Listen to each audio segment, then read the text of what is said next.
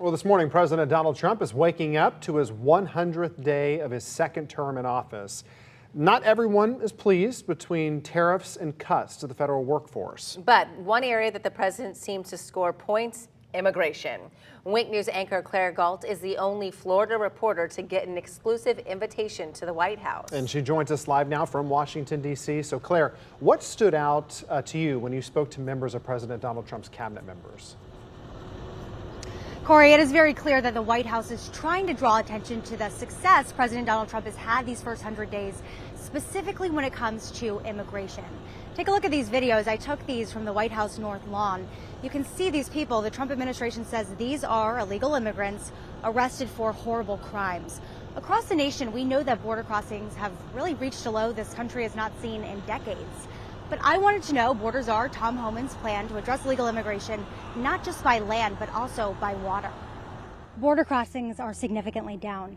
In Florida in the past, we've seen a lot of illegal immigrants come in by water. Is there any effort to crack down on that? Actually, we're looking at that. I said, 2 months ago that we're going to see maritime crossings increase because the border shut down.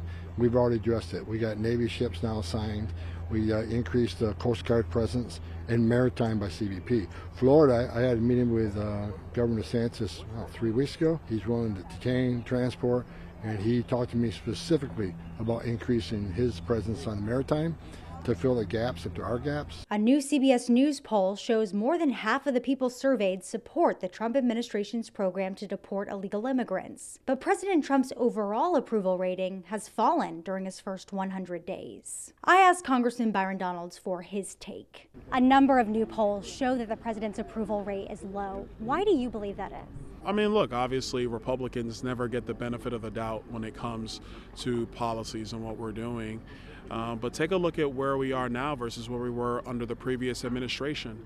The border is secured. It is closed. Illegal aliens are not coming into our country anymore. If you go piece by piece with what the president campaigned on, he is doing what he said he was going to do. Even tariff policy. The president talked about tariffs on the campaign trail.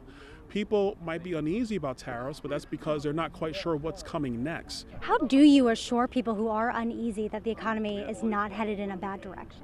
I would say look at the actual data. Don't look at hyperbole and talking points and fear.